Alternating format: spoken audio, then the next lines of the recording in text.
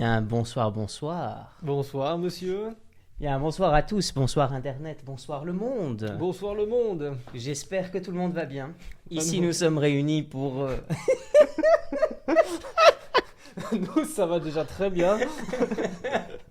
Nous sommes réunis pour ce 8e épisode de la saison 1 de It Speaks, votre Déjà. nouveau podcast préféré. Ou pas. Déjà. Déjà, Temps passe vite quand on s'amuse. petit teaser, 2 épisodes et la saison 1 sera terminée. Tristesse, Tragique. tragédie, santé, Bonheur. quelque chose en heure. Oui, on dirait pas. YouTube nous censure. Il est quand même vachement bon ce vin. Serre-toi un petit verre. Bien sûr. T'es l'invité, donc voilà quoi. Eh bien, soyez tous plus que les bienvenus pour de nouvelles aventures et de nouvelles discussions qui se veulent de plus en plus animées, de plus en plus ouvertes et qui, au bout de compte, on a quand même des choses à raconter, je pense. Bah, j'espère. C'est pour ça que je suis là. Mais voilà, avant de commencer, de rentrer dans la discussion sur laquelle on parlera de beaucoup de choses, hein. Au passage, on parlera de chaussettes, intelligence artificielle, chaussettes et d'autres choses encore, très certainement. Mais avant de commencer, petit message de 1, caressez le bouton like pour le référencement, parce que c'est important. Donc le petit bouton, peu importe où est-ce qu'il est, Abonne-toi, mets la cloche. c'est ça, pour ne rien rater. Surtout pas les 2 derniers épisodes de la saison. C'est dommage. Il y a un cliffhanger à la fin. Vous n'avez pas idée. Hein. Au passage, les invités sont déjà décidés. Donc, bref, concentrons-nous sur quelque chose d'un petit peu plus concret. Car la personne que j'ai effectivement devant moi, c'est pas seulement un ami de longue date, quelqu'un envers qui j'ai une estime incommensurable quand même. Incommensurable. Ça, Incommensuré. Ça, c'est du mot incommensurable. Et ça me fait extrêmement plaisir de t'avoir. Et voilà, donc je te laisse un peu la parole pour te présenter succinctement pour ceux qui ne te connaîtraient et te connaissent éventuellement pas. Eh bien, bonjour à tous. Je me prénomme Julien Van den Bosch, parfois surnommé en tant que Mickey dans un certain milieu. J'ai 27 ans. Je travaille. Je travaille actuellement en tant qu'infographiste, principalement à l'RTBF à Bruxelles. Je vis à Namur. Je participe à un podcast. J'ai rien préparé, mais je suis chaud. Pas de problème. Let's go. Let's go. Moi non plus. Et la prémisse même, c'est de ne rien préparer. Enfin, je mens à moitié parce qu'en fait, je prépare les sujets à l'avance, mais je ne les prépare pas dans le sens où il n'y a pas un script ni un texte. Et comme tu le sais, puisque tu as regardé un petit peu le format que j'ai, c'est qu'on prend un sujet et on se lance dessus, à pieds ouverts, quoi. Oui. On met les pieds dans le plat sans peur ni quoi que ce soit.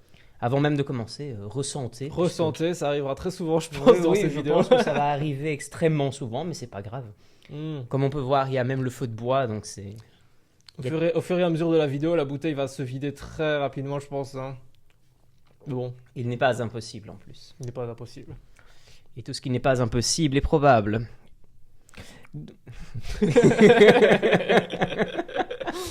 Amen. Voilà, alors en tant qu'infographiste, j'aurais une question à te poser. C'est en quoi consiste ce métier et quel a été le plus grand défi que tu as eu jusqu'à présent? Dans le milieu, peut-être en général, je sais pas, je te laisse. Infographie, c'est tout ce qui touche au visuel numérique, on va dire ça comme ça. Donc, c'est de l'art version ordinateur. Donc, on peut créer on peut créer mille et une choses. Rien ne nous est impossible, que ce soit des aplats en 2 dimensions comme des peintures ou de la 3 dimensions, comme tu peux certainement imaginer. Et le fait est qu'un peintre utilisera ses pinceaux et sa peinture pour créer sa peinture. Nous allons utiliser l'ordinateur et ses différents outils pour créer ce que l'on souhaite. Et voilà. Et du coup, être infographiste, ça dépend. Ça peut créer une chose assez, entre guillemets, sommaire comme un logo, tout du moins sommaire, entre guillemets. Et on peut créer des affiches, on peut créer aussi des courts-métrages, Ouais, des éléments en 3D, on peut participer à un film. En fait, on peut faire ouais, vraiment beaucoup, beaucoup de choses. C'est vraiment pas limité. L'ordinateur nous permet de faire des tas de choses illimitées, surtout à l'heure actuelle. Et donc, en fait, notre métier est perpétuellement en développement parce qu'à chaque fois, il arrive des dingueries, comme on dit actuellement. Et, et c'est en constante évolution. Ok, ok. On parle beaucoup à l'heure actuelle, ça me permettra de faire un bond justement vers la deuxième question qui était quel est ton plus grand défi jusqu'à présent. Mhm. C'est à l'heure actuelle avec la présence d'ordinateurs quand même exponentiellement bien plus puissants que ceux d'il y a 10 ans, 20 ans, 30 ans. Enfin, je veux dire, les ordinateurs qu'on a à l'heure actuelle sont quand même extrêmement performants. Même un ordinateur de base que quelqu'un peut se procurer, comparé, je dis pas au premier ordinateur, parce que ça nous amènerait à d'autres débats, parce que voilà, mais parce que c'est pas non plus le sujet, mais comparé à un ordinateur d'il y a 10 15 ans, on parle quand même d'une puissance d'exploitation, une puissance de processus exponentiellement, peut-être même du rapport de millions, voire même du milliard, je pense. La, la question que moi je me pose, parce que j'ai lu beaucoup d'informations sur le sujet, c'est comment est-ce qu'on peut continuer à accompagner cette évolution si exponentielle, si rapide. Et donc, ce qui m'amène à la question que je t'avais posée, c'est-à-dire quel est ton plus grand défi en général dans la technique et infographique, quoi, dans tout ce que tu fais. Est-ce qu'il y en a un en particulier qui te stimule le plus? Est-ce que tu as déjà rencontré des difficultés, peut-être même dans l'exécution de certains processus, parce que l'ordinateur manque de performance ou parce que les logiciels sont peut-être limités, donc c'est peut-être pas tellement une question d'hardware, mais peut-être de software. Quel est ton regard là-dessus? Les défis qui m'ont été proposés d'ici là ont été à chaque fois dans la mesure du possible. Enfin, à chaque fois, enfin, c'est le métier un peu d'un artiste en pré-développement, c'est de savoir si ce que l'on va réaliser dans le futur est possible. C'est une étape, c'est la conception, c'est la recherche, c'est du brainstorming. Et on se dit, voilà, qu'est-ce qui est dans le timing qui nous est imposé et avec les outils qu'on a, qu'est-ce qu'on peut réaliser. Évidemment, on va pas commencer à réaliser Avatar 2. Enfin, je veux dire, tu vois, dans le. Bien sûr. Je prends un exemple qui est au-delà de ce que peut faire moi ou une équipe de 3 personnes. Enfin, mais voilà, on essaie de. On a conscience de nos limites et en même temps, on, on apprend à rechercher parce que voilà, on est face à un logiciel, ok, tu sais les bases, tu sais très bien, ok, tu peux taper un texte dessus, il n'y a pas de souci. Mais par contre, un jour, on va dire, tiens, fais ça. Et tu vas dire, mais comment je fais? Tu vas commencer à faire tes recherches sur ordinateur parce que l'ordinateur, c'est pas seulement, ok, j'ouvre mon logiciel, je tape mes trucs, je le fais, c'est aussi une recherche. Donc il faut un esprit de recherche et tu vas voir si d'autres gens l'ont fait avant toi, si d'autres gens proposent des solutions et tu essaies de recréer à partir de ce que tu as découvert sur Internet Mhm. et le mêler à ton travail à toi. Et du coup, c'est un travail, oui, qui est en perpétuelle évolution. Tu connais tes limites, tu te les imposes à toi-même, mais en même temps, tu fais des recherches pour voir si tu peux quand même créer ce que tu as envie de faire. C'est il y a une balance, il y a un équilibre, quoi. Mhm, mhm, mhm. Mais oui, évidemment, à l'heure actuelle, beaucoup de choses sont réalisables, même pour un indépendant. Même toi, si tu avais tout ce qu'il fallait devant toi, Mhm, tu fais mhm. tes recherches, tu apprends un peu, tu peux le réaliser. Mhm, mhm. Ça demande évidemment beaucoup d'études et Mhm. de Oui, bien sûr. recherches, mais c'est possible. Mhm. C'est possible. Mais voilà. Voilà. C'est très, comment dire, j'allais dire éclairant dans le sens où on voit quand même que, pour revenir un petit peu à ce rapport exponentiel entre la technologie et l'homme, parce que je suis, j'ai un regard un petit peu, je dirais pas du philosophe qui a peur, donc qu'on appellerait le technophobe. Je suis assez technophile, j'adore les gadgets technologiques, en fait, j'adore explorer, mais je suis l'explorateur du dimanche. C'est-à-dire que vraiment, c'est pas que c'est le minimum syndical, Mais je me dis, si je sais faire du traitement de texte, faire des présentations un petit peu plus affûtées quand même et un petit peu plus travaillées que la normale, ça me suffit. Mais je sais, et je m'en aperçois depuis maintenant 2 ans et demi, à quel point c'est nécessaire de commencer à savoir travailler avec le maximum d'outils possibles des ordinateurs, pas seulement pour les raisons que tu viens d'évoquer, c'est-à-dire que ils sont de plus en plus accessibles de par le processus de démocratisation, c'est-à-dire que quelqu'un qui est indépendant dans son coin, il ne va pas réaliser Avatar 2, donc forcément il n'a pas besoin des outils numériques d'excellence ultime, sachant pertinemment que s'il veut faire son truc dans son coin, les logiciels de base lui permettent déjà de faire très très bien ce dont il a envie ou ce dont il a besoin pour son métier ou qu'importe. Ceci étant, j'aimerais avoir ton avis là-dessus et quelque part on fait un pont vers un sujet suivant, mais finalement tout ça est très interconnecté, c'est Interconnecté, c'est marrant. interconnecté. J'ai l'impression, ah ça va être long. Euh, j'ai l'impression en fait que que ne pas prêter attention à cette évolution très particulière de notre époque, notamment avec l'avènement et un développement de l'intelligence artificielle, qui elle peut prendre plusieurs formes, et je pense qu'on va en discuter parce que je suis assez passionné par le sujet.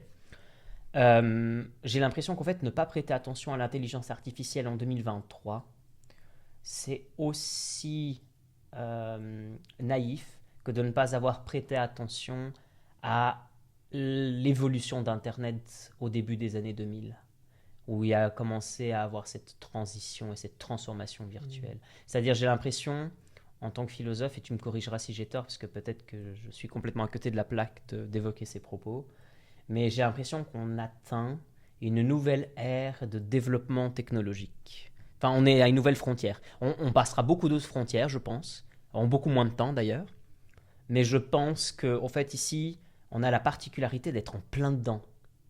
Et j'aimerais savoir un petit peu ce que toi tu en penses, toi qui justement travailles avec des logiciels de transformation du numérique, des logiciels qui aussi transforment le réel, parce que il y a un grand professeur que j'ai eu à l'université de Louvain, mais qui est quand même très connu dans le milieu, qui s'appelle Olivier Servet, Ah oui, qui je a l'ai eu aussi écrit... à l'IAD. Ouais, Mhm. ben voilà, anthropologie des systèmes symboliques, et qui expliquait quelque chose qui m'a toujours fasciné, c'est j'avais toujours cette préconception à l'époque que le virtuel et le réel se scindaient en deux. D'un côté, on a le virtuel, de l'autre, le réel. Le virtuel, c'est les jeux vidéo, Internet, etc. Le réel, c'est ce que je vois devant moi. Alors oui, le réel, c'est ce que je vois devant moi, mais si ce que je vois devant moi, c'est le virtuel, eh bien, j'apprends que le virtuel n'est qu'une extension du réel, ou une nouvelle dimension du réel, mais c'est dans la même dimension puisque j'y ai accès. C'est pas dans un monde lointain que je ne connais pas. C'est devant moi. Donc c'est une extension du réel. Oui, oui, il avait fait. Il a participé, il a fait des études, il a passé genre quelques années, j'ai pas envie de dire le chiffre précis parce que je me rappelle plus, mais il s'est immergé dans le monde de World of Warcraft. Dans le jeu vidéo, ouais. Avec le Et, fameux texte du rituel. du rituel, Ah bon, il a ça. analysé les gens, les gens se marier à l'intérieur du jeu, tout ça, comme dans le réel, parce que voilà, c'est des gens qui ont un peu plus de mal avec les situations réelles, j'entends ici. D'ici bas, on va dire. Enfin, d'ici bas, Et pardon. le virtuel est D'ici là. un autre monde, pas irréel tant que ça, réel quand même, juste virtuel. Mais oui, oui, il avait expliqué tout ça, je me rappelle. Ah, Et moi justement, c'est sur ça que je voulais venir, c'est que tes logiciels dans lesquels un infographe travaille, j'ai quand même l'impression, et pourtant je ne connais pas les détails, ni tous les tenants ni aboutissants, mais d'un regard comme ça, d'un premier regard, on va dire, même d'un regard naïf, si j'ose dire, parce que effectivement, je ne connais pas l'intérieur de tout ça, donc ce que je vais dire est peut-être d'une incompétence sans nom, mais j'ai l'impression en fait que le virtuel façonne beaucoup le réel, sachant très bien que le virtuel, c'est du réel. Donc, comment est-ce que toi tu perçois cette relation et finalement comment tu... donc, du coup, tu me demandais si s'il fallait ne pas négliger l'intelligence artificielle en C'est premier ça, lieu. sachant que toi, en tant qu'infographe, les Mhm. logiciels avec lesquels tu travailles, entre autres, ou Ok. avec lesquels tu es amené à travailler, font que finalement, tu transformes le réel, quoi. Alors, il ne faut pas négliger parce qu'on est en plein dedans. Ça a déjà commencé. On est déjà dans le futur d'un certain passé. Toujours. On y est. Et on peut évidemment tout un chacun utiliser des choses assez, enfin j'ai envie de dire comme les chat GPT, tout le monde peut l'utiliser, soit. Maintenant, il existe des intelligences artificielles encore plus poussées que pas tout le monde peut encore utiliser. C'est une vraie étude, c'est une vraie maîtrise du truc. Et oui, à l'heure actuelle, l'IA fait d'énormes choses. Il faut pas la négliger, il faut pas la rejeter parce que trop tard, on y est. On y est et elle fournit de grandes choses. On peut l'accepter pour certaines choses. Pour d'autres, par contre, il faut faire un peu plus attention. Mais ça, je pense que tu as déjà préparé d'autres trucs à ce niveau-là. Prendre le pas sur l'humain. Mais oui, effectivement, il faut l'accepter. C'est un outil au final qui est très utile. Enfin, tout un chacun. Mais ça pose certaines problématiques. Voilà, ça, pour certains artistes, voilà. Taper une ligne de prompt. Donc, une ligne de prompt, c'est par exemple, je demande à l'intelligence artificielle créez-moi un arbre avec des feuilles bleues. Ouais. Voilà, c'est ça. Ça, c'est un prompt. C'est une phrase que je demande à l'intelligence artificielle. Et l'intelligence artificielle va générer cette image. Je pense ici à Dali, par exemple. Dali, Midjourney, mais il y en a d'autres, tout ce genre-là. Et il y a eu des débats parce que l'intelligence artificielle va parfois, très souvent je pense, recueillir ce que d'autres artistes ont fait. Parce que l'intelligence, elle va pas juste se dire « Oh, bah, je vais créer ça à partir de rien ». Non, elle va aller piocher ce que d'autres artistes ont fait. Évidemment, parce que c'est une consonance humaine, l'intelligence artificielle. Ça ne crée pas à partir du néant. Ça a besoin de ce que l'homme a fait auparavant pour recréer ce qu'un autre homme demande de lui faire, quoi. L'homme est toujours aux commandes. Et donc, ça a été un débat chez les artistes en mode soit c'est pas de l'art, soit ça nous vole nos idées pour en recréer d'autres. Alors que des personnes assises chez eux devant leur PC peuvent totalement créer une peinture de Léonard de Vinci sans problème. Mais au final, à qui revient le truc, quoi, qui revient le droit. Ça pose beaucoup de choses. Mais en tant que tel, l'intelligence artificielle aide pour beaucoup de situations. Non, ça pose débat. Ça pose un gros débat là-dessus, quoi. C'est entre autres, c'est quelque chose qui me... En fait, je vois beaucoup de personnes inquiètes. Et il y a beaucoup de, comment dire, de philosophes qui ont, pas seulement au long de la tradition philosophique, mais même à l'heure actuelle, des philosophes qui se concentrent particulièrement sur ces questions-là. Il y a un particulier qui s'appelle Éric Sadin, toujours vivant. Toujours debout. Toujours la banane. et qui est quelqu'un d'extrêmement sérieux sur le sujet, justement, et qui montre, au fait, comment est-ce que la technologie en général, en fait, lui, son point de départ, c'est la technologie, et il voit comment est-ce que finalement la technologie acquiert une certaine forme d'autonomie auto-engendrée quelque part, c'est-à-dire qu'elle se génère elle-même une forme d'autonomie dans laquelle finalement elle va finir par façonner nos modes de vie.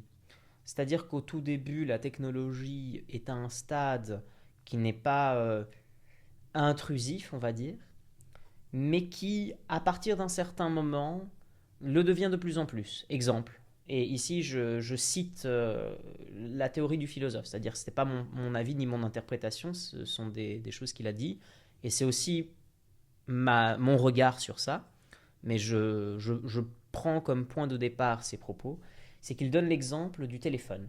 Le téléphone, au début, tu as juste les chiffres, les numéros pour taper, pour appeler ton pote, tes parents, etc. etc. Et la génération suivante te permet d'envoyer des SMS. Donc, ok, il y a une multiplication de la fonction, multiplication x 2. Bon, c'est pas grand-chose, mais bon, ça, quelque chose qui permettait de faire une seule chose permet désormais d'en faire deux. Puis tu passes à des téléphones couleurs, et tu sors des vieux Nokia, etc., qui au passage sont des putains de briques. Euh, Oui, ça fait oui, mal quand on sent sur la gueule. ouais, c'est vrai. Et, euh, et ce truc-là, au fait, a fait en sorte qu'il y ait une évolution constante, non seulement des fonctions qui nous sont nécessaires, hein, parce qu'à l'heure actuelle, voilà, les téléphones ont énormément évolué, mais il donnera l'exemple comme étant celui d'Apple, qui sort le premier téléphone tactile pur, complètement tactile, avec un seul bouton, le fameux le touchscreen avec le center button, comme il le disait. Et au fait, l'avantage de ça, c'est que comme on réduisait l'écart entre, par exemple, les touches et le texte qui apparaissait, ou le numéro, ou le chiffre, ou qu'importe, le simple toucher à la limite charnelle entre toi et l'écran, qui n'est plus séparé par la touche elle-même, c'est-à-dire que l'écran devient la touche, il y a une espèce de rupture de seuil, c'est-à-dire quelque chose qui n'était pas tellement important pour moi au tout début, dans le sens où je l'utilisais à peine pour téléphoner, envoyer des messages, et bien désormais c'est mon billet d'avion, c'est ma banque, c'est mon GPS, c'est mon téléphone, entre autres, c'est mon appareil photo, c'est ma boussole, ça me permet de traquer mon vol si je suis à l'heure ou pas à l'aéroport pour mon check-in. Comme je disais, c'est mon billet d'avion, donc je le montre, il est scanné, voilà. Et donc, je réduis l'écart entre moi et le téléphone, et paradoxalement, j'ouvre la multiplicité des possibles en me disant, en fait, désormais, c'est plus juste téléphoner, envoyer des messages, c'est tout ce dont j'ai envie de faire, entre guillemets, dans une certaine limite des possibles. Mais euh, les multiplications des utilisations que je peux désormais faire sont exponentiellement plus nombreuses. C'est aussi la bourse, c'est aussi une plateforme de trading, etc., etc., etc.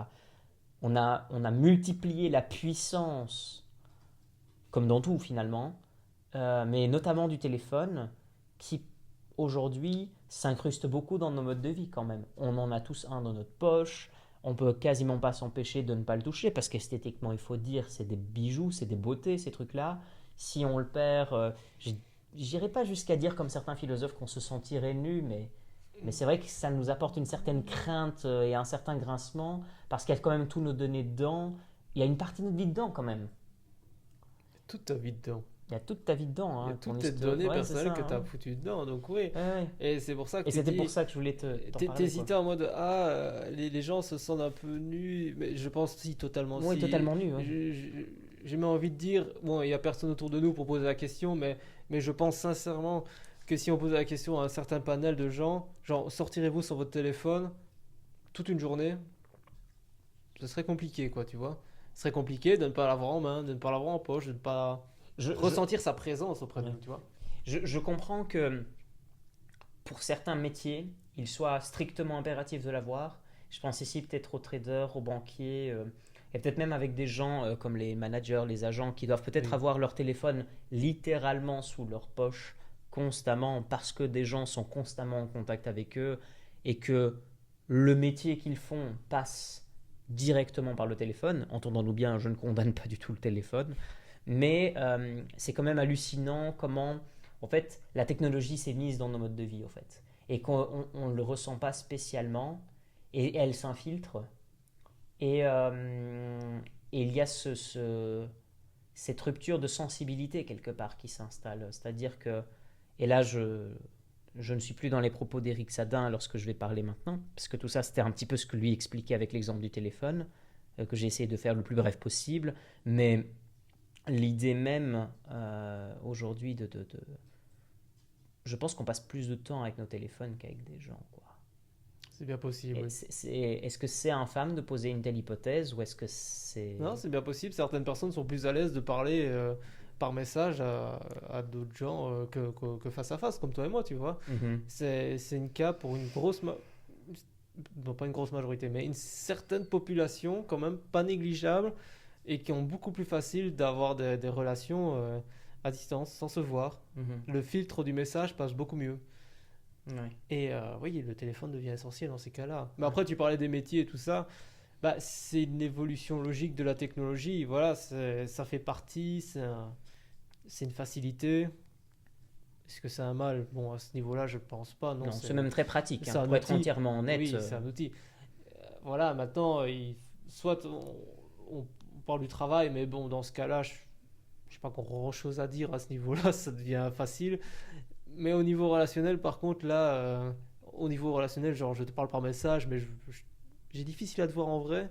Ça arrive à beaucoup de gens, ça, quand même. T'as une théorie là-dessus, un Ouais, truc ouais, ou une hypothèse que tu veux. bah oui, parce que tu peux te créer ta propre image. Enfin, tu peux de un créer l'image que tu veux transmettre à l'autre personne sans qu'il y ait vraiment le face à face en mode je vois tes réactions, je vois ce que tu penses de moi vis-à-vis de tes réactions du Ouais, visage. ouais. Ça, je ne le vois pas. Juste, j'ai le message. Et, et de deux, merde, je sais plus ce que je voulais dire. Tu disais qu'il y avait une rupture entre les deux et donc il y avait plus facile à se construire une image. Oui, bah, je pense que j'ai dit tout en un en fait. Donc, il y a le jeu de. Je peux dire qui. Enfin, je peux imaginer un tout autre être que je suis réellement si je te parle par message. Je peux être très confiant alors que je ne suis pas du tout, ça se tombe. Et il n'y a pas la crainte quand je suis en face de toi. J'évite tous ces rapports sociaux du fait que bah, j'évite, par exemple, tu me regardes dans les yeux, bah, ça se tombe, ça me met mal à l'aise pour certaines personnes et tout, ils n'aiment pas ça. Et ils essayent de se rétracter sur cette voie-là. Ils ont plus facile à se confier par message. Et parfois même plus dans des relations de drague ou je ne sais quoi. C'est plus facile pour eux. Moi, personnellement, c'est pas mon cas. Mhm. Mais, euh, mais voilà, c'est. Ouais. Ouais. Voilà. Ok, ok. Non, mais c'est intéressant, mais j'aimerais avoir justement, mais c'est pour ça que je t'ai posé la question, parce qu'au fait, euh, oserais-je te dire que je trouve qu'il y a une sorte de perte de sensibilité qui accompagne cette évolution technologique. Je m'explique. Le fait que la technologie évolue n'est pas un problème. Je suis assez à l'aise avec les technologies et comme je l'ai dit, je suis technophile, donc tu... Tu fais des choses à la technologie, oui, on sait. Ce que je veux dire, c'est que par là, c'est qu'en fait, en fait, j'aime vraiment bien les gadgets. Genre, voilà, je trouve qu'esthétiquement, ils sont très appellatifs. Je trouve qu'il y a, effectivement, c'est pas un hasard si des marques explicitement investissent beaucoup d'argent dans le développement, dans le design, dans l'esthétisme. Il faut effectivement que la technologie soit belle, il faut qu'elle soit attirante, il faut qu'elle soit pratique, il faut qu'elle serve son but, il faut qu'elle soit performante. Et si à ça, on peut rajouter le fait qu'elle soit belle, etc., etc., c'est la cerise sur le gâteau. Je pense néanmoins qu'en dépit d'utiliser la technologie, je trouve quand même, et ça je ne veux pas faire le vieux philosophe moralisateur parce que c'est pas du tout mon but, mais je remarque quand même, et je pense qu'il y a des études quand même là-dessus qui l'expliqueront bien mieux que moi, notamment des études dans le domaine de la psychologie et même dans la psychologie du développement sur les gamins, les ados, même les jeunes adultes, euh, qui montrent quand même que cette barrière, j'ai l'impression qu'on a créé une barrière supplémentaire les uns avec les autres. C'est-à-dire qu'en fait, il y a une barrière d'office quand toi et moi on parle et qu'on ne se connaît pas. Mais le meilleur moyen de briser cette barrière, c'est de s'adresser la parole et de se parler. Même si au début, voilà, ça peut être un peu awkward, un peu inconfortable, mais néanmoins, on finit quand même par briser la glace, comme le dit l'expression idiomatique française. Et j'ai l'impression qu'en dépit de... Voilà, il y a des gens qui sont effectivement plus à l'aise, moins à l'aise de se regarder dans les yeux ou autre. J'ai l'impression que l'écran du téléphone, et encore une fois, j'ai rien contre les écrans, mais j'ai l'impression, je constate, qu'il y a une barrière supplémentaire. Et que cette barrière ouvre la possibilité de créer une espèce d'alter ego, qui serait une sorte d'avatar quelque part, terme qui est aussi un peu vulgarisé à plusieurs dans différentes dimensions, je pense. Mais j'ai l'impression qu'on finit par créer un avatar et au fait, on a du mal après à savoir qui on a en face de nous, tu vois. Et est-ce que ce qu'il a dit par message, c'est vraiment ce qu'il pense? Est-ce que ce qu'il dit dans son discours, c'est vraiment ce qu'il pense? Est-ce que c'est quand il est en train de manger un bout avec ses amis qu'il dit réellement ce qu'il pense? C'est, enfin, c'est une question d'identité, en fait. Moi, je vois la question de l'identité un peu... Voilà, ça fait un peu vieux Mhm. philosophe, mais j'ai l'impression que les gens se cherchent, mais sans se rendre compte, la technologie façonne beaucoup plus qui ils sont, plutôt que eux se découvriraient eux-mêmes. Et j'aimerais savoir Ce que toi t'en penses là-dessus. Mais évidemment, déjà de 1, Je vais te faire un petit tu verre. es vraiment un vieux philosophe, ça c'était ma première chose à dire. Numéro 2, la question de l'avatar, en fait c'est... Oui. Quiconque n'a jamais reçu un message en disant qu'est-ce qu'il a voulu dire par là ou qu'est-ce qu'elle a voulu dire par là. Parce que, évidemment, tous les messages qu'on envoie par message, je me répète, Tautologie, c'est bien. oui, très très bien. Ça, la personne derrière a conscience de ce qu'elle envoie, mais elle peut totalement, dans un contexte de, bon, je dis le mot manipulation, c'est très léger, c'est très soft dans ce cas-là, évidemment, mais peut dire autre chose que ce qu'elle veut penser. Et voilà, évidemment, on joue tous un rôle quand on envoie des messages. Je pense que tu peux confirmer là-dessus aussi. Et du coup, quand on parle de l'avatar, il y a l'avatar des réseaux sociaux où on paraît une autre personne que ce que l'on est réellement. On peut afficher une vie. On peut afficher. Par exemple, juste, on affiche toujours que les meilleurs moments de notre vie, tu vois. Ce qui est logique. Enfin, une certaine partie d'entre nous. Évidemment, pour les autres personnes qui vont regarder ton compte à toi, ils vont se dire oh André, il passe son temps en vacances, il a une belle vie, tout ça, tout va très bien pour lui. Ce qui est faux. Il t'arrive des merdes, il t'arrive des problèmes. Je suis humain. Oui. Sur. Non, robot. Non, mais c'est vrai. Non, mais c'est vrai. Il y a des gens. Je rebondis. Je me permets. Je suis désolé de t'interrompre, mais c'est quelque chose d'extrêmement important ce que tu dis et j'aimerais le souligner. C'est pour tous ceux qui seraient amenés à regarder de tout âge confondu, de tout bord confondu. Ce n'est pas parce qu'on voit les gens avoir la meilleure vie sur Instagram ou sur Facebook que tout va forcément super bien dans la vie des gens. Les gens ont des merdes tout le temps. Les gens affrontent des défis tous les jours. Après, si je peux encore me permettre, c'est un débat qui aurait pu encore avoir lieu au début quand Facebook et Instagram ont été créés parce que bon, c'est pas foncièrement nouveau. Tout le monde met le meilleur de soi-même sur les réseaux, c'est normal. Il y a l'avatar des réseaux sociaux, mais aussi l'avatar qu'on peut afficher en virtuel, comme tu parlais tout à l'heure, genre sur World of Warcraft. World of Warcraft, si je le dis bien.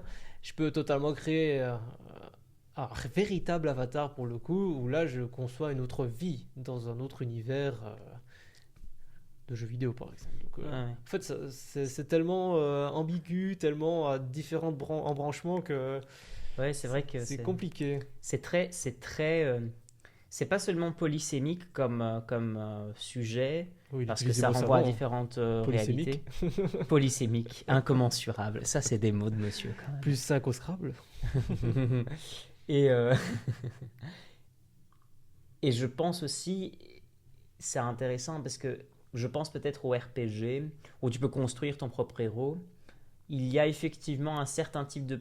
Je ne dis pas ça avec un but moralisateur, encore une fois, mais il y a des avatars que l'on voit dans les jeux vidéo qui reflètent des caractéristiques physiques et psychologiques de la personne qui est derrière l'écran en train de jouer. Par exemple, si tu as une double épée au lieu d'avoir une hache, par exemple, je suppose, je suis dans l'hypothèse d'interprétation, je ne suis pas du tout en train de dire que c'est la vérité, je suis dans l'hypothèse, je souligne bien. Je pense peut-être que, par exemple, quelqu'un qui crée un guerrier avec une double épée, c'est quelqu'un qui privilégie peut-être la vitesse d'attaque et l'agilité sur la puissance. Donc, quelqu'un qui va utiliser une hache, qui est une arme plus lourde, par défaut, qui causera plus de dégâts, enfin, voilà, quoi. Et donc, rien que faire ce choix-là relève déjà d'un choix premier, antérieur, de celui qui est derrière l'écran, qui a des goûts, des préférences, etc., qui veut que son perso se déplace peut-être plus vite dans le monde virtuel, etc., etc. Bien sûr. Et c'est rigolo parce que du coup, c'était une des thèses que j'avais fait pour cet Olivier Servet que j'avais. Ah, c'est Oui, vrai. oui, vraiment, où j'avais. C'est trop cool. Où j'avais fait un travail en disant que sur les réseaux sociaux, l'image que l'on proclame sur les réseaux sociaux, ton compte André, c'est totalement un truc que tu as créé de A à Z. Ce n'est pas toi. Enfin, si, c'est toi. Mais c'est un truc que tu façonnes pour être la meilleure version de toi-même sur les réseaux. Mm-hmm. C'est pas toi de A à Z. C'est un avatar de toi-même parfait. C'est ça que je veux dire. Et c'est plus élevé, on va dire. Plus élevé. Et en fait, les réseaux sociaux, ça a été une sorte on subit une gamification où tu joues avec tes réseaux, voilà, tu personnalises ton toi-même, ton avatar, tu lui mets les meilleures photos, les meilleures publications, les relations, tes amis, tes Mhm. contacts et tout ça. Ben oui, évidemment, tu leur parles, ok, il y a une part de toi. Oui. Il y a 95% c'est une part de toi, mais il y a 5% aussi où tu te façonnes en fonction de la personne, en même temps pour... Voilà, et du coup, bah oui, sur les réseaux sociaux, c'est un avatar de toi-même que tu manipules. Que je retouche En tout aussi, cas, hein, moi, en mode sculpture c'était... quelque part C'est ça, aussi. et c'était un peu la thèse que j'avais eue à cette époque-là, quand j'avais fait le travail, et que je maintiens toujours, hein. Vraiment, je pense que sur les réseaux sociaux, bah, pers- à part pour rigoler, personne ne va mettre des choses ignobles de soi-même. Mhm. Non, Oui, enfin, c'est ça. voilà, on veut montrer aux gens, bah regardez, je suis telle personne, je compose mon avatar Dans le jeu social, même dans le jeu social. dans la perception, Dans le jeu social, oui, voilà. oui. La perception que les autres ont de moi C'est ça. dès que je m'affiche, quoi. Oui, non. Et c'est pour ça que c'est plus compliqué de se voir en temps réel parce que tu peux pas cacher ça. Tu es toi-même, tu n'es plus ton avatar en face de la personne en Mhm. face. Et bah, t'es livré à toi-même, tu es confronté à toi-même. Oui. Et voilà, et c'est. Voilà. Sans être provocateur, Mais je tu es souligne bien, provocateur. visiblement, les philosophes le sont. Les vieux philosophes moralisateurs le sont. Euh, est-ce que il y a un gap générationnel? Est-ce que tu as des pistes, par exemple, sur des choses qui peuvent être faites pour se confronter davantage au réel et voir la personne et voir un peu moins l'avatar et comprendre bien que la personne qui est dans les réseaux sociaux, c'est un avatar et que la personne que tu as devant toi, c'est la personne? Attends, tu veux dire. Par exemple, toi et moi, on est l'un face à l'autre. Ouais. On n'a pas de problème d'être l'un face à l'autre. Mais on avait dit qu'il y avait des gens, par exemple, qui avaient plus de mal avec Mhm. le fait de se tenir l'un devant l'autre en face, Mhm. etc. Et moi, il y a un phénomène qui m'a toujours, c'est pas ébahi, mais qui m'a toujours un peu perturbé. Et je ne sais pas si c'est un truc générationnel, mais c'est les gamins. Et peut-être que nous, on le faisait aussi, au fait, mais je n'ai pas de ce souvenir-là. C'est qu'en fait, ils sont autour d'une table, mais ils sont avec leur téléphone, tous. Et au fait, ils ne se parlent pas directement entre eux. Et après, il faut une pause dans leur téléphone, et là, ils se parlent entre eux. Et seulement après, ils retournent à leur téléphone. Oui. Mais le temps, la marge de temps qu'ils ont l'opportunité de passer un temps ensemble autour d'une table ronde, un café, un bar, qu'importe, et de pouvoir discuter entre eux et d'essayer d'engendrer quelque chose dans le réel, et ben en fait, j'ai l'impression que cette gamification dont tu parlais tellement bien, j'adore ce concept en plus, est tellement plus importante à leurs yeux ou dans leur perception, je ne sais pas, qui fait qu'en fait, ils en oublient quasiment l'existence les uns des autres. Enfin, je ne savais pas si tu le savais, enfin, si, tu le sais très certainement, même bien mieux que Je moi, ne savais pas que je le savais, alors que tu penses que je le savais. Oui. Mais oui, et donc que nous sachions, nous sachâmes. que nous sachions. Oh. Oh.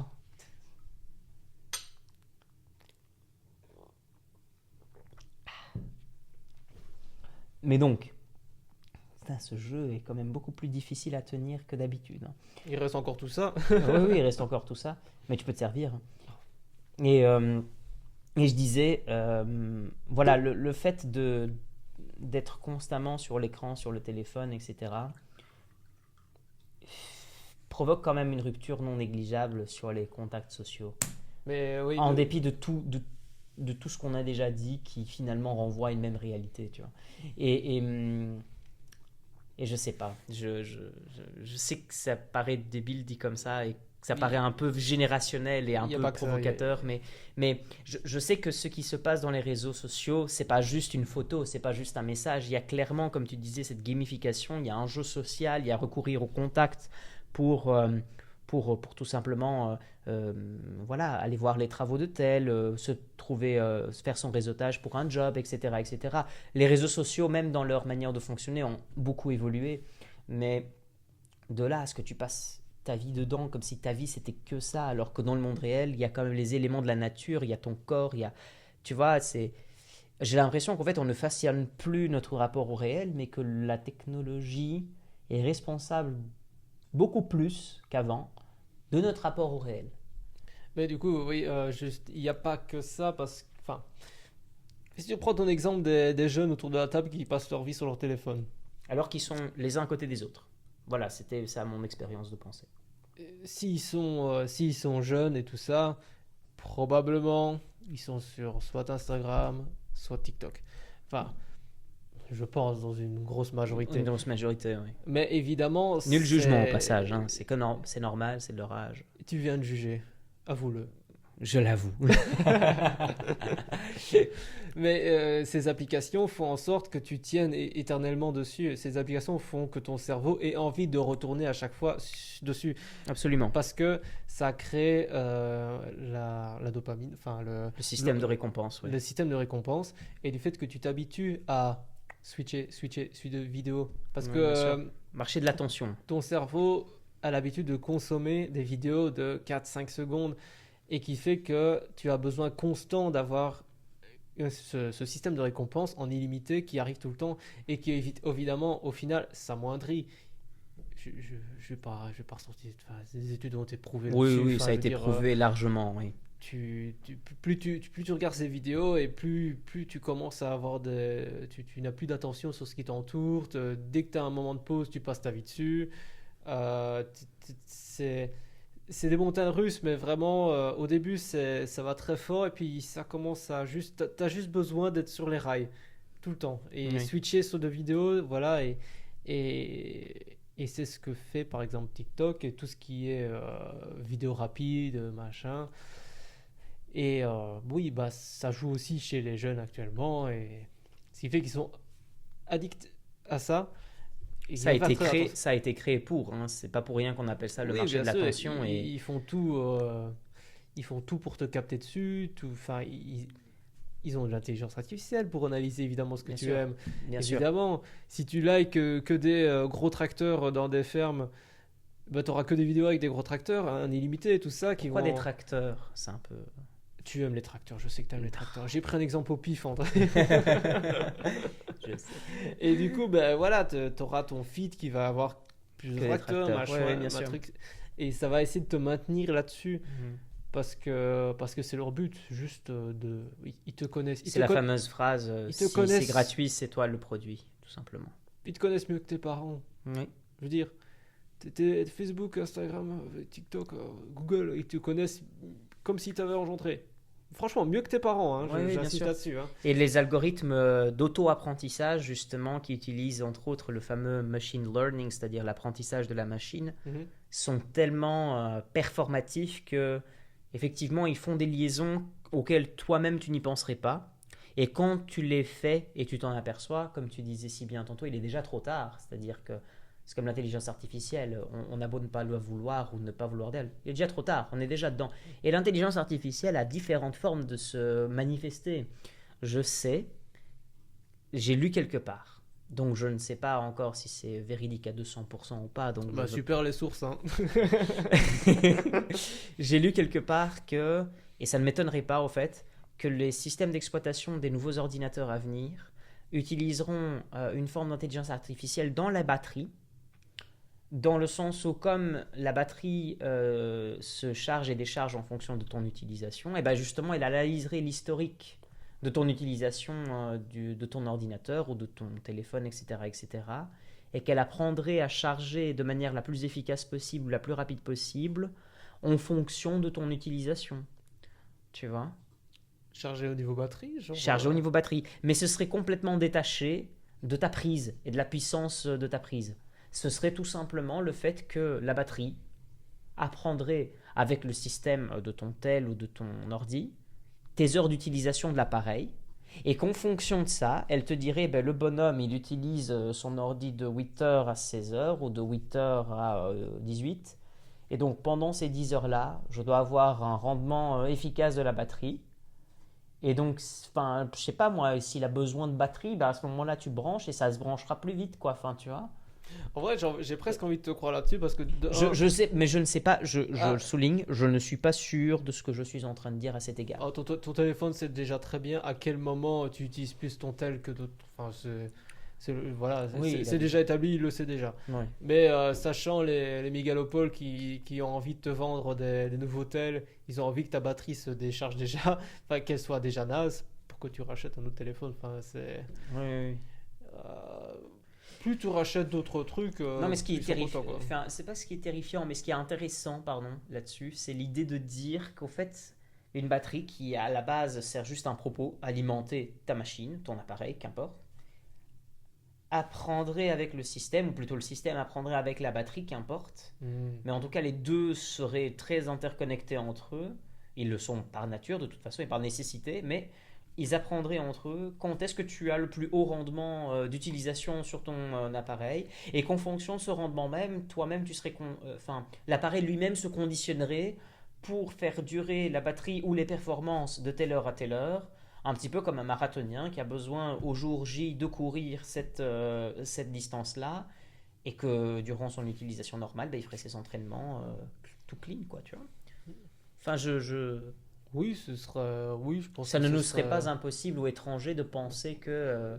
Ce dont je suis sûr, c'est que ton téléphone saura très très bien à quel moment tu auras le plus besoin de ton téléphone sur la journée.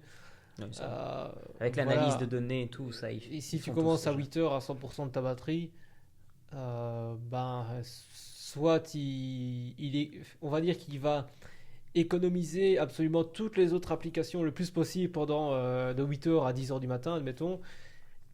Il va essayer de réduire le plus possible tout ce qu'il peut et après à 10 heures, bah, je sais pas, il va se réveiller maintenant. Je t'avoue que je sais pas trop comment il ferait, mais Ouais, ouais. pourquoi pas, oui, ce serait Ouais. possible, Ce quoi. serait même possible, ouais. Mais c'est plus ça que je voulais demander, puisque je ne suis pas sûr de ce que je suis en train de dire. Donc je préfère le dire pour le disclaimer ou qu'importe. Le disclaimer, évidemment. Euh, c'est hyper intéressant ce dont on est en train de parler en plus. Parce que ça faisait un petit moment qu'on devait avoir ces discussions. On a déjà eu tellement de discussions sur ce sujet qu'en fait, on ne l'épuisera jamais quand même. Hmm. Mais du coup, enfin, question débile. Si elle n'est pas facile celle-là, même pas pour moi, tu vois. Donc si tu veux, on brainstorm là-dessus, tu vois. Mais tu disais, et j'adore ce terme, c'était cette gamification de Mhm. nos modes de vie et par lesquels il y a de plus en plus d'étapes, obstacles, enfin comme si c'était des niveaux, un peu comme dans des plateformes, comme dans des jeux de plateforme. Euh, dans quelle mesure sommes-nous en contrôle de notre personnage? C'est-à-dire, je façonne mon avatar, je le sculpte, c'est moi et c'est pas moi. Du coup, est-ce on est quoi? On est acteur de nos faits, on est auteur de nos faits. Qu'est-ce qui nous différencie au fait? On a écrit le script, j'allais dire l'intelligence artificielle, mais non. Est-ce que c'est une boucle? Est-ce que c'est un arc? Est-ce qu'il y a une rupture? Ça se passe comment? Est-ce que moi, façonnant mon avatar sur les réseaux sociaux, je reste moi inchangé et de toute façon ce qu'il y a dans les réseaux c'est pas la vérité ou c'est pas moi complètement. 95% c'est moi, 5% je me réserve de ne pas le dévoiler. Ou est-ce que une fois que ces 95% sont là, est-ce que justement les 5% restants que j'ai pas envie de dévoiler ne sont-ils déjà pas conditionnés parce que j'ai mis là dehors quoi? Dans quelle mesure suis-je en contrôle ou pas? J'ai envie de dire, tu es en contrôle permanent de ton avatar que tu viens de créer. Euh, mais c'est toujours très compliqué parce que évidemment les relations sociales sont compliquées. Enfin, pas faire un schéma, tout est compliqué. À n'importe qui à qui on s'adresse, on Bien va sûr. s'adapter à une certaine personne, on va s'adapter à une autre personne.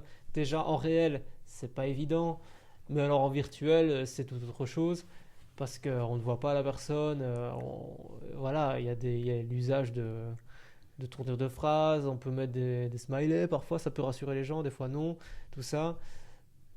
Évidemment, tu as ton contrôle sur ton profil, quel que soit sur Insta, Facebook, tout ça, ça reste. ça reste ce que tu as envie de montrer aux gens. Parfois, tu peux aussi montrer des mauvais côtés sans le faire exprès. Ça arrive, hein, Oui. c'est comme ça. Maintenant, bah, il y a toujours l'aspect social qui fait que bah, tu dois essayer de jouer avec, quoi. Mhm.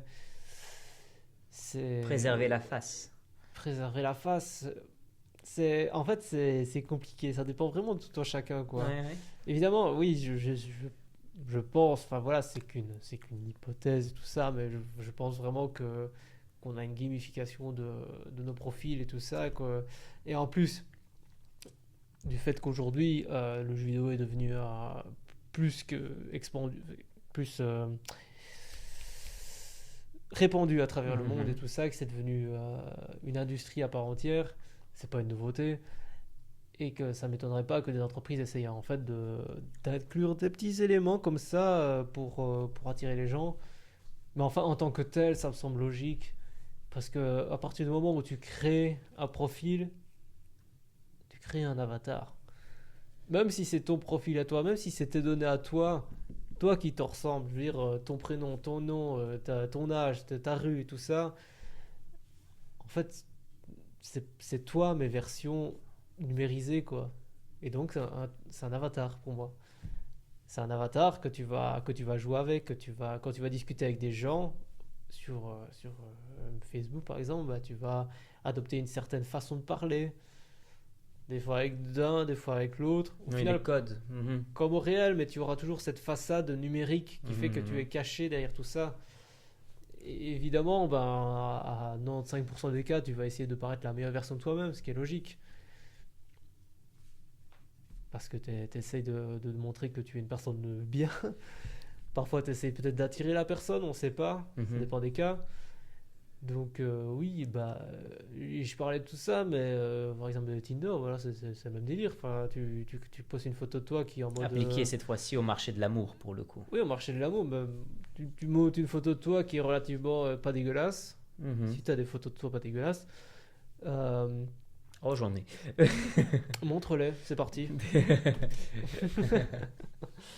Non, mais Tinder, voilà, c'est un peu le même délire. Tu montes des photos de toi qui sont potables et tu essaies de gagner l'attirance d'autres personnes qui vont être attirées par ce toi que ces personnes ont vu sur Tinder, quoi. Même l'attention, j'irai plus loin. De l'attention, oui, c'est ça.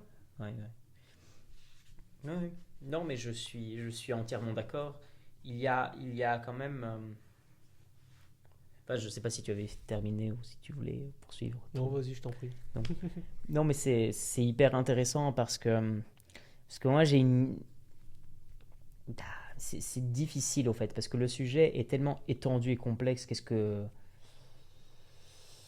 Je me dis quand même que, en fait, malgré le fait que la question soit si étendue, j'ai cette impression qu'on peut quand même la réduire à cette idée d'acteur-auteur, parce que toi et moi, on a déjà eu des conversations là-dessus, Mhm. beaucoup sur la différence entre les acteurs et les auteurs, entre ceux qui écrivent le script et ceux qui agissent dans le script, parce que je sais que tu es un cinéphile extrêmement affûté, J'ai vu deux, trois films, oui. 2, 3, 3, 4, voilà. Et à travers justement les œuvres cinématographiques, mais pas que, dans les arts en général, il y a toujours quelque chose de l'ordre du fil rouge et de quelqu'un qui guide. Si, je pense peut-être ici à l'instrument musical, ben, le musicien guide le son à travers son instrument. L'instrument, c'est juste l'outil dans un premier temps.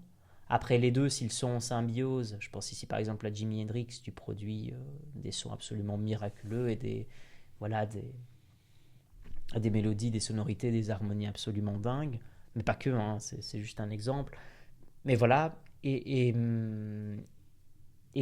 c'est pour ça que ma question sur le contrôle venait en parlant des réseaux sociaux, c'est que dans quelle mesure sommes-nous en contrôle, quoi. Parce que j'ai l'impression quand même que ça crée une dissociation entre le réel, ce que l'on est, et cette meilleure version de nous qu'on affiche tellement sur les réseaux, mais que l'on ne peut pas être tout le temps. En fait, j'ai l'impression que cette version de nous, on peut l'être pendant quelques secondes, le temps de prendre la photo, ou le temps de faire la vidéo de 15 secondes qui fait un Reels ou une minute ou qu'importe. Et je pense qu'à ce moment-là, on est la meilleure version de nous-mêmes, façonnée par nous, produite par nous, scriptée par nous, j'ai l'impression. Et dès que l'on sort de ce monde, dès qu'on sort de cette porte, c'est comme une espèce de récréation un peu particulière, tu vois, dans laquelle, au fait, on dit, bon, bah, clap, fermez le tournage, à demain, ou, tu vois, comme s'il y avait une salle, et que c'est la salle Facebook, la salle Instagram, la salle TikTok, qu'importe, et que cette salle, ben, c'est là où tu agis, tu te montres pour les autres, dans la gamification du social, etc., etc. Et Oui, bon, voilà. Enfin, voilà, j'ai cette impression. Je sais pas. Je me pose la question de savoir si c'est simpliste de voir le monde comme ça, sachant que la question est tellement étendue et complexe pour quand même réduire la complexité de la question. Et donc, ça permettrait déjà de résoudre beaucoup de problèmes. Ou alors, est-ce qu'il y a encore des couches à exploiter, tu vois? C'est ça que je me pose comme question. je pense qu'il y a encore vraiment beaucoup de couches à exploiter. Et oui, et si on peut résumer là-dessus, acteur-auteur, bah oui, tu es l'auteur de ton propre acteur en fait. C'est ça le gros délire, c'est que tu C'est un écris délire. Quoi? C'est un délire. C'est un délire. Tu écris le propre script de ton toi-même en fait, c'est ça le truc. Tu, euh, tu, tu, tu- Ouais, c'est ça, tu t'écris le script de ton avatar qui te représente toi, qui est acteur du coup, qui lui va jouer dans les relations qui vont être numériques, virtuelles. Et ça, bah, tu peux relier ça soit à toi qui parle à quelqu'un d'autre sur Facebook, soit à l'autre personne sur World of Warcraft qui a un autre avatar qui va pas le représenter lui en tant que tel, qui va pas s'appeler André, mais qui va s'appeler un autre nom fantasy par exemple, Ouais, ouais. et qui va le Aucun problème. représenter mais de toute manière quoi. Ok. Oui, oui. Et Et cette personne joueuse sur World of Warcraft, bah, elle va scripter ce qu'elle va faire attaque, magie, machin, bidule, tout ça, quoi. et les interactions qu'elle aura avec les autres joueurs sur la partie quoi. Mhm. Qui formera cette communauté de gamers, etc., etc., que Olivier Servet a aussi mis en évidence. Je me rends compte, je le savais déjà, mais je me rends compte à quel point la question est quand même extrêmement étendue. Mm. Mais c'est un truc de dingue. Non quoi, tu m'as embarqué. Oh, ça va, je savais que tu saurais faire face. J'essaye. Je tiens le bon. J'essaye à ma mesure aussi. Il faut savoir que moi, malgré le fait d'aimer la technologie et tout, c'est vrai que je ne. J'ai déjà lu pas mal de livres dessus et je me rends compte des enjeux. Et c'est vrai que c'est difficile de ne pas être percuté par l'impact que ça a. Parce que j'ai cette impression aussi que ça a été sous-estimé, l'impact de la technologie et à quel point elle a évolué. Je veux dire, tu regardes il y a 20 ans, même la vitesse d'Internet n'était pas, même pas un dixième de Mais ce qu'elle est. sous-estimé, mais pour qui? Parce que j'ai l'impression que c'est. Non, non, non, mais sous-estimé dans le sens où ça a pris une telle ampleur dans nos modes de vie qu'on se serait jamais douté, tu vois. C'est un peu le Ouais. fait de toute apparition et révolution scientifique, technologique, etc. Au début, on est là en mode, hein, mais c'est quoi ça? On s'en fout, allez. Ou alors t'es austère, tu vois. Soit t'es dubitatif, soit t'es austère. Si t'es dubitatif, tu dis, ah oui, mais c'est quoi ça? Soit t'es austère, tu dis, non, je veux pas de ça, tu vois. Puis ça rentre dans tes modes de vie, donc ça fait partie prenante, comme je pense c'est le cas maintenant. Je pense qu'on est dans cette deuxième partie. Et puis la troisième phase, c'est juste normal en fait. Voilà, les réseaux sociaux se sont en attendant développés, mais il reste quand même. C'est normal d'utiliser un réseau social à l'heure actuelle. C'est pas condamnable ni rien, enfin, à part pour propager la haine ou des choses comme ça. Enfin, voilà, c'est juste. Voilà, c'est. Il y a toujours ce schéma qui a toujours été étudié par les philosophes des sciences. Au début, quelque chose est considéré soit austère, soit trop douté. Soit tu es dans cet état-là, soit tu es dubitatif. Puis ça rentre dans tes modes de vie. Tu t'en aperçois pas tellement, mais au fait, tu les utilises et puis tu te rends compte qu'il y a cette facilité et tout.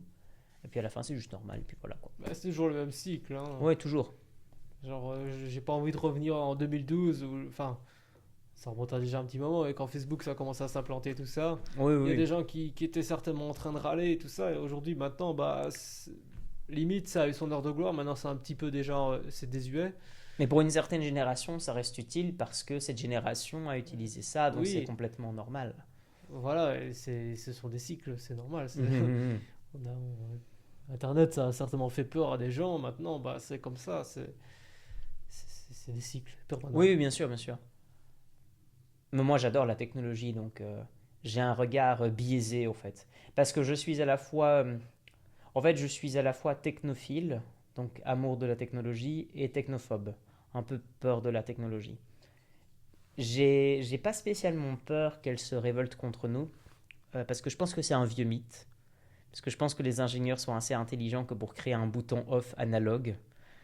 Euh, mais voilà, Qui sait? qui sait?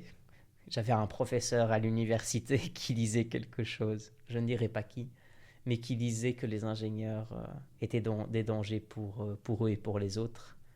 Parce que la plupart des ponts tenaient, mais il y avait quand même des ponts qui tombaient. Et qu'on souhaite tous qu'il y ait des ingénieurs compétents et pas des ingénieurs incompétents. Ça y est, André l'a dit, méfiez-vous des ingés, voilà. C'est pas moi qui l'ai dit. Non, mais voilà, ça m'a toujours fait rire. Parce que j'ai entendu justement, il y a une histoire, une anecdote sur ça, qui disait, c'est une question qui était posée aux ingénieurs. C'est c'est quelqu'un qui est complètement dubitatif de tout, au fait. Et qui dit, mais au fait, les ingénieurs, pourquoi est-ce que vous créez un bouton off dans vos machines, le bouton on, le bouton off, et pourquoi est-ce qu'il est toujours analogue? Et l'ingénieur lui a répondu de manière brillante en disant, euh, parce que si jamais la machine se retourne contre l'humanité, l'humanité qui a donc conçu la machine, c'est reconnaître ce bouton on et off et c'est débrancher le robot. Et j'ai trouvé ça brillant parce que ça casse aussi le stéréotype que l'on aurait des ingénieurs qui seraient soi-disant éloignés de la réalité parce qu'ils sont trop focalisés sur leur projet ou leur conception de la machine ou de leur invention, quelle qu'elle soit. Et voilà, cette anecdote m'a toujours fait rire, positivement bien sûr, parce que je pense que, règle générale, les gens sont assez intelligents pour se rendre compte des enjeux, notamment quand on travaille dans ces milieux-là et qu'on se rend compte justement de la vitesse perpétuelle et de l'évolution de ces technologies-là. Oui, tout va vite. Bon, je pense, enfin, je pense pas qu'à l'heure actuelle on est au stade encore où dans Terminator, Skynet se révolte contre les humains. Peut-être ça va arriver, dans 5 ans peut-être, tout au plus. Mais à l'heure C'est ça que actuelle, j'allais te voilà, poser comme c'est- question. C'est comment tu vois le monde dans 5, 10, 15, 20 ans? Enfin,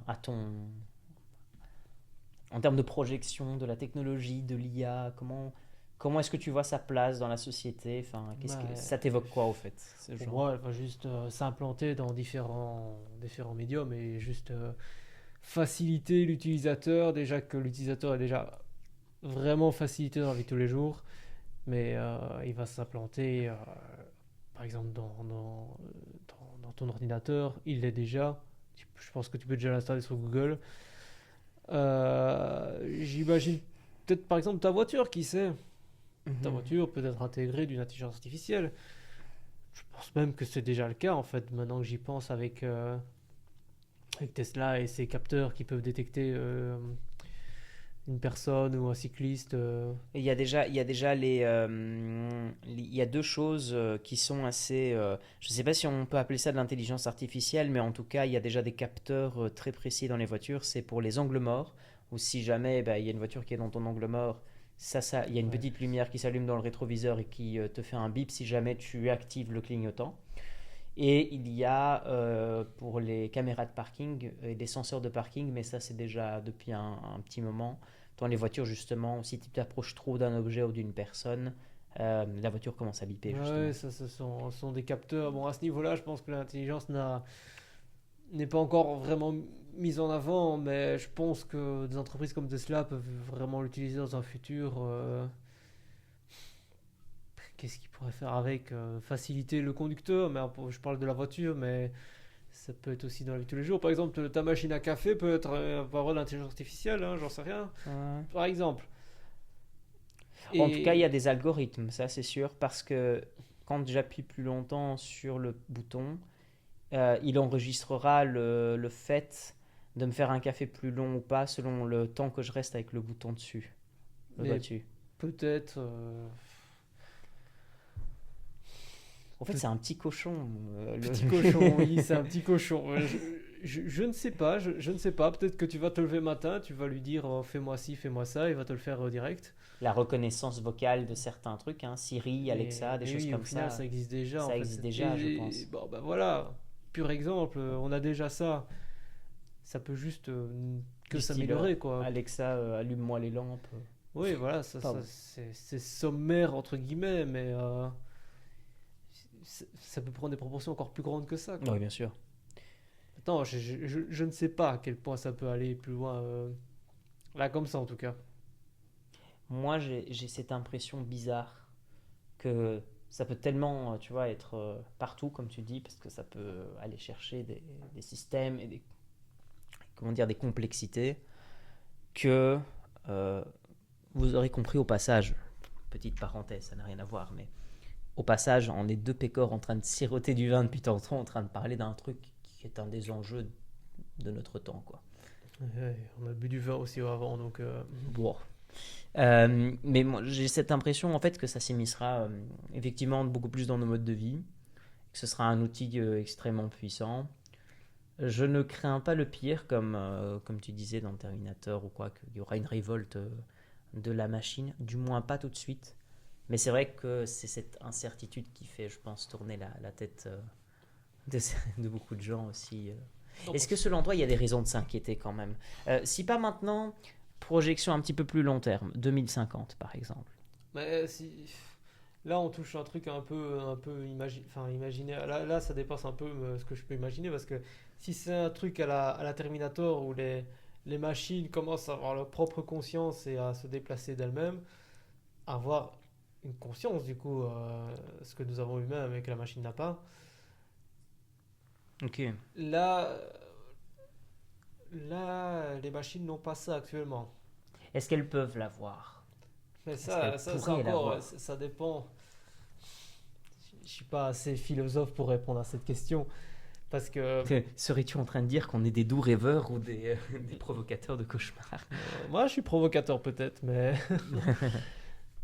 mais... Conscience à l'heure actuelle, non.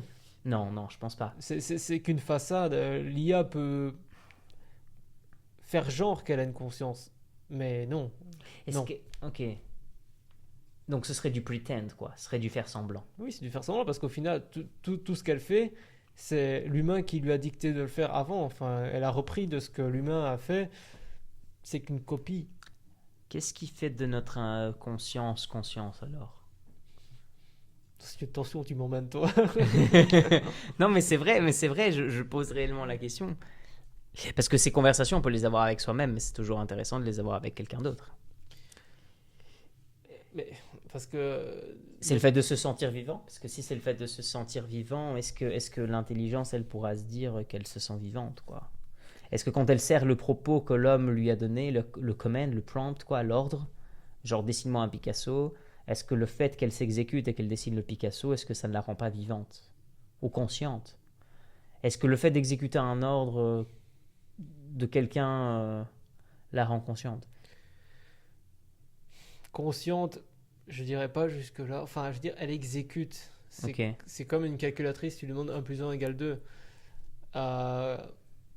Voilà, même si par exemple ChatGPT va dire oh désolé, je ne peux pas écrire ce genre de réponse parce que tu as demandé des choses un peu hardcore, par exemple, c'est parce que l'humain derrière lui a codé le fait que ChatGPT, calme-toi, dis simplement ce que nous avons envie que tu Ouais, répondes. je ne toucherai pas à ce sujet, c'est touchy, des choses comme ça. ChatGPT va jamais se... Parce que je pense que s'il faut avoir une confiance, il faut se rebeller contre son créateur pour ça. ce que ne fera pas pour l'instant en tout cas une intelligence artificielle. Sauf si on lui dit de se rebeller contre son créateur. Et c'est ça tout le truc, c'est que il faut qu'on lui dise quoi faire pour qu'elle le fasse. Et pour moi, avoir une conscience, c'est se détacher de ce qu'on te dit de faire. C'est d'être, ok, je suis maître de moi-même et je dis, voilà, je te réponds ça parce que j'ai envie de te répondre ça, tu vois. Donc pour toi, conscience égale libre arbitre. Oui, c'est un point. Ok. Pour moi en tout cas, mais parce que c'est compliqué de se dire que l'intelligence artificielle a une conscience alors qu'elle n'est jamais qu'un fruit de toutes les conséquences humaines qu'on a mis derrière, quoi. Ce que l'humain a voulu lui transmettre. Et programmer qu'elle réponde, comme Et tu évidemment, l'intelligence se nourrit, parce que voilà, elle a été créée, et l'intelligence se nourrit de tout ce qu'elle peut, de tout ce que les humains font de bien ou de mal, pour se générer elle-même. Mais au final, elle se crée de choses qui existent déjà, quoi. Donc c'est... J'ai une question par rapport à se générer elle-même. Est-ce que, alors, l'intelligence artificielle ne commencerait pas à ce moment-là à cesser d'être artificielle et à devenir intelligence? Je m'explique. À force d'apprendre constamment toutes les ordres qu'on lui donne, de les compiler et de faire des rapports logiques entre elles, mais des rapports logiques qui dépassent juste les implications ou les conséquences ou la relation cause-conséquence ou même la rétro-causalité, c'est-à-dire non pas la conséquence mais la cause, est-ce que l'intelligence artificielle cesserait donc d'être artificielle, deviendrait intelligence, puisqu'elle deviendrait, et là je vais dire un mot un peu philosophique, mais propriété émergente. Elle émerge du produit de toutes les infos qu'on lui met, et finalement, elle apprend constamment, donc ce n'est plus artificiel, c'est de l'intelligence. Et est-ce que, une fois devenue intelligence, par cette compilation ultime qui ne cessera d'être exponentielle, est-ce qu'à un moment, elle ne dira pas, mais au fait, ne m'éteignez pas, j'ai peur de mourir, quoi. Elle ne le dira pas comme nous, on aurait, je dis pas peur de la mort, parce que nous c'est encore différent, parce que nous on est le seul être du règne animal qui sachons qu'on va mourir un jour. Bon, ça nous amène bien évidemment à d'autres types de questions, mais c'est pas tellement ça qui m'intéresse ici. Et on peut y aller si tu veux après, mais c'est le fait qu'elles sentent qu'elles serrent un propos, et puis elles se disent, mais au fait, ne m'éteignez pas, j'ai peur de la mort. Et que pour elles, la mort ne serait pas comme pour nous, donc le fait de disparaître, mais pour le coup, le fait d'être éteinte. Et que être éteinte ou débranchée et disparaître ou périr seraient des synonymes, tu vois. Sauf que c'est pas la même chose, parce que ça ne peut pas être la même chose, puisque elle, c'est machine et nous, c'est humain. Et donc, il y a quand même, j'ai l'impression, encore une fois, mon regard de philosophe, donc complètement subjectif et hypothèse de travail, hein, c'est pas du tout une certitude, mais j'ai l'impression que de par la compilation qui se fait et ne cessera de se faire, surtout en plus, c'est pas juste un truc, c'est la médecine, la loi, les lois, ce sera pas un code pénal, ce sera tous les codes pénals de tous les pays du monde. Enfin, c'est une quantité d'informations, mais dingue, qui sera accumulée sur une seule forme d'intelligence artificielle, mais qui, elle, peut travailler aussi après avec d'autres intelligences artificielles. Est-ce qu'il n'y a pas une espèce de l'idée du super robot là derrière, ou un truc comme ça, ou je sais pas, j'ai l'impression que c'est un truc de fou, en fait, cette affaire-là. Si, je ne te contredis pas en disant que c'est une intelligence. Ça, c'est vraiment, je pense que oui, c'est une intelligence. C'est dans son titre. Elle apprend de tout ce qu'on est, de tout ce qu'on a créé, de tout ce qu'on a envoyé sur tout ce qui est numérique. Le jour où elle dira j'ai peur, ne m'éteignez pas, j'aimerais être là pour le voir et j'aimerais voir les conséquences que ça peut avoir. Parce que bon, soit l'intelligence a juste repris elle a accumulé tout ce qu'elle a appris de nous. Et ce sera, en fait, c'est les émotions, c'est ça le truc, c'est les émotions. Si elle a des émotions, l'intelligence artificielle, on se dira, oh, elle a peur, c'est bizarre ça, elle a peur qu'on l'éteigne. Mais elle n'aura soit que capté ce qu'on lui a transmis en tant qu'humain, en termes d'émotion. Elle aura appris par exemple, à exprimer de la peur, de la crainte, tout ça, à ce niveau-là, ce sera déjà incroyable. Enfin, je veux dire, on sera déjà à une étape incroyable. On passerait Mais un encore cap, une fois, est-ce qu'on peut dire qu'elle le pense vraiment, tu vois? Mhm. Est-ce qu'on peut dire, ok, la ligne que je suis en train de voir actuellement devant mon écran, est-ce que ce truc le pense vraiment? Est-ce que c'est pas juste le résultat, encore une fois, de tout ce qu'elle a emmagasiné de l'être humain? Et en fait, bah, juste, non, je pense que véritablement, elle ne pourra pas avoir une véritable conscience, quoi. Ok. Ou peut-être qu'un jour, elle va nous surprendre et elle va nous envoyer bouler à chaque fois qu'on lui pose une question, mais, et encore une fois, c'est... Elle va bouder. Elle voudra. Elle boudra, oui, c'est ça, mais... Je ne veux pas aujourd'hui. Eh ben, d'accord, très bien. Non, mais je pense pas, non. Je pense pas, enfin, parce qu'encore une fois, c'est qu'on n'est pas dans des récits à la Pinocchio où tu vois, tu crées ton pantin de bois et magiquement, il a une conscience, il a un Jiminy Crick avec lui. Là, l'intelligence artificielle, elle n'a que nous, que ce qu'on lui a dit de faire, quoi. Et si on lui dit, si on écrit 36 000 lignes de code en mode, ok, tu es autonome, tu as des émotions et tout ça, bah derrière, il y a que nous qui lui avons dit de faire ça, quoi. Le truc, c'est que, et c'est là où je pense qu'il y a la véritable barrière pour moi, c'est. On sait que quand on éprouve des émotions, on a à notre propre manière, si on devrait réduire l'être humain à des signaux électriques, des trucs chimiques, etc., etc., il y a des algorithmes qui se mettent en place. Je m'énerve, je produis un petit. Enfin. Je commence à avoir le sang qui bout un petit peu plus, j'ai ma température corporelle qui augmente légèrement. Enfin, c'est progressif, hein, c'est pas à l'instant T, c'est un processus. Mais voilà, il y a des changements physiologiques qui peuvent se traduire par des algorithmes, qu'on le veuille ou pas.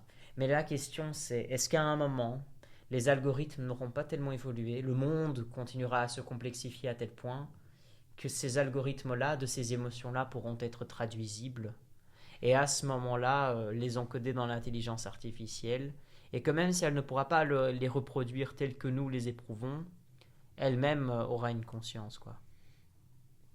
Après, il faut voir aussi pourquoi est-ce qu'on aimerait insuffler une conscience et des émotions à l'intelligence artificielle. Alors moi j'ai une thèse là-dessus, mais Vas-y, vas-y. Ok, parce que moi je pense qu'on est en recherche d'altérité et qu'on s'emmerde et que c'est...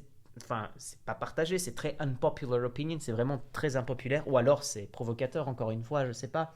Moi, je pense qu'on est à la recherche d'une altérité, de la même manière qu'on recherche une altérité dans les extraterrestres.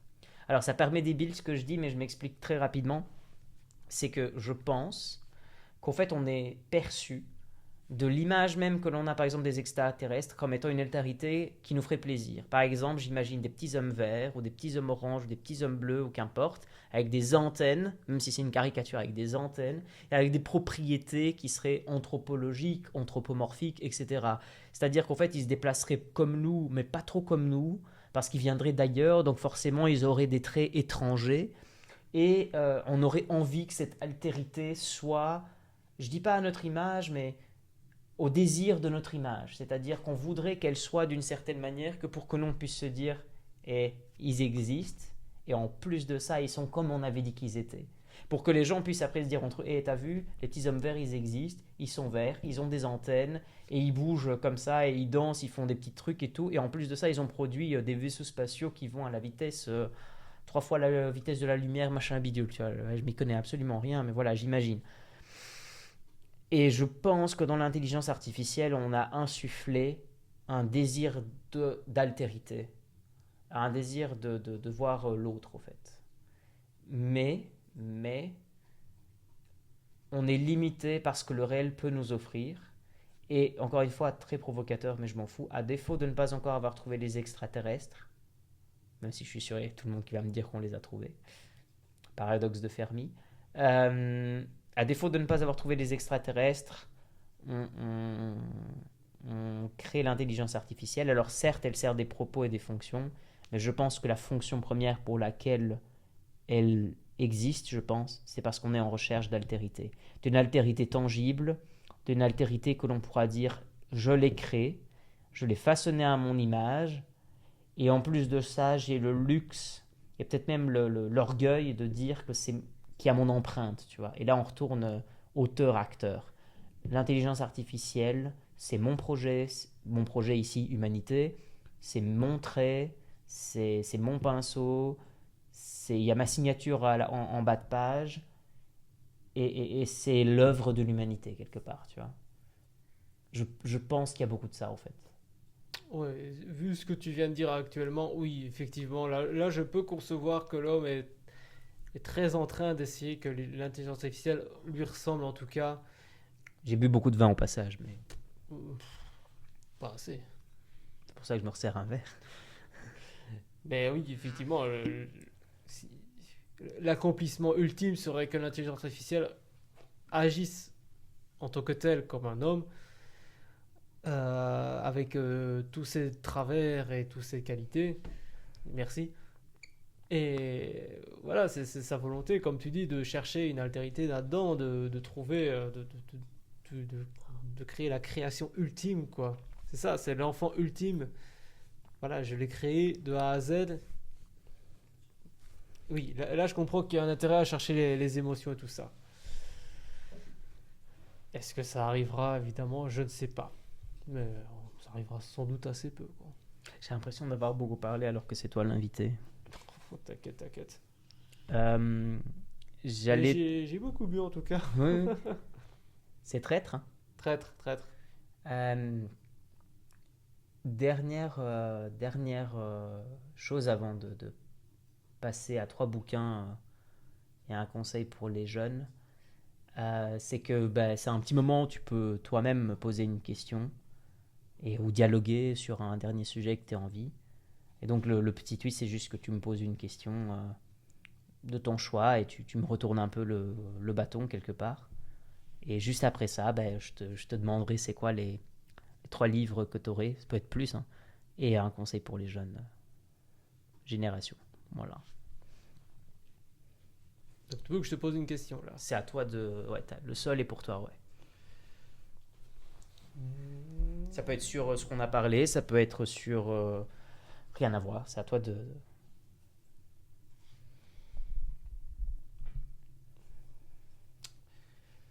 Du coup, tu m'as posé la question, mais moi je te la renvoie en fait. Toi, qu'est-ce que tu imagines déjà dans seulement 5 ans? Qu'est-ce qui peut arriver dans la vie de tous les jours avec toute cette technologie? Parce que ça va vite, hein, ça évolue très très très vite. Maintenant, ça se compte en secondes, hein, plus en minutes. Donc, Oui. ouais.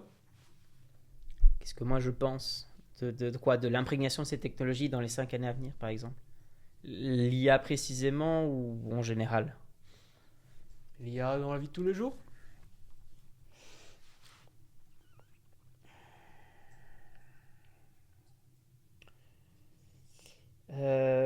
J'ai pas une réponse, j'en ai deux, mais elles sont pas définitives. Ce sont des, moi j'aime bien dire des hypothèses de travail parce que je sens que de toute façon quoi qu'on dise, jamais rien n'est définitif. On a des avis qui changent avec le temps et on a aussi des perspectives qui s'affinent au fur et à mesure des années.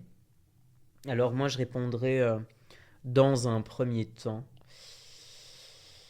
que il y a donc deux propositions. Il y a une proposition, j'ai commencé en parlant de technophilie, donc de l'amour de la technologie, et de technophobie, la peur de la technologie. Et je finirai sur ces mêmes propositions, sauf qu'ici je les rendrai peut-être un peu plus précises. Je pense que à l'horizon de 5, 10, même 50 ans, donc comme ça j'ai un temps court, un temps moyen et un temps long.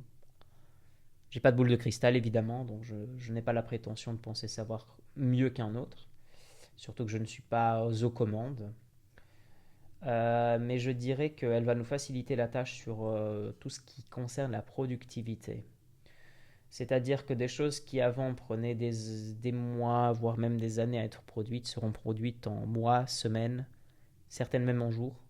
Et je trouve que ça, c'est extrêmement, extrêmement bénéfique pour une pluralité de raisons, notamment l'épanouissement au travail, notamment la facilité de l'accomplissement de certaines tâches, le côté accompagnement, le côté soutien à la tâche et donc à la productivité, sans pour autant détruire des emplois. Parce qu'on entend beaucoup le fait que les emplois soient détruits, mais j'y reviendrai après dans ma deuxième proposition. Parce que je pense qu'au fait que la destruction de certains emplois va ouvrir la création d'autres, parce que d'autres choses devront être nécessaires, par nécessité même de la construction du monde de demain. Je pense que quelque part, la technologie rend notre monde un petit peu plus coloré. Malgré tout ce qu'on en puisse dire et tous les discours d'anticipation sur la technologie, avec lesquels je suis assez d'accord quand même, au passage. Mais je pense que la technologie rajoute quand même pas mal de couleurs à nos vies, pas mal de facilité, pas mal de practicalité, dans le sens où, en fait, si jamais j'ai envie, toi et moi, demain, on peut se prendre un avion et partir quelque part en vacances au soleil. Et en fait, de par cette facilité de technologie que l'on a, par exemple, sur nos téléphones, on peut le faire sur le champ, in loco, et partir vraiment sur le moment. Par exemple, demain à 8 heures, s'il y a un vol pour une destination exotique, on y va. Et grâce à la technologie, on peut. Grâce aux avions, on peut. Grâce à tout ce que cette technologie nous proportionne, on peut.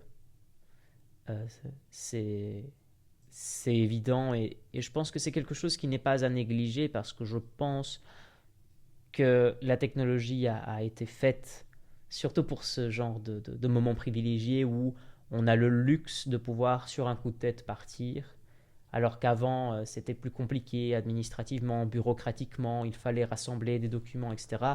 Aujourd'hui, tu as ta carte d'identité, tu as ton téléphone, tu pars où tu veux. Accessoirement, un compte en banque, tout ça, mais enfin, on se comprend. Donc tout ça est facilité. Et donc pour le temps court et moyen, je vois des changements extrêmement positifs. Pour le temps long, je vois l'émergence d'une nouvelle ère. Je pense qu'on est clairement à la quatrième révolution industrielle où la technologie n'est plus un allié seulement à ce moment-là, mais partie imprégnante de nos vies. Je n'irai pas jusqu'à aller dans la dystopie ou l'utopie du cyborg ou de l'androïde qui dit que nous allons fusionner avec les machines, mais je pense qu'en termes médicaux, il y aura des progrès absolument hallucinants ou des personnes qui, par exemple, ont des parties de leur corps qui leur manquent complètement.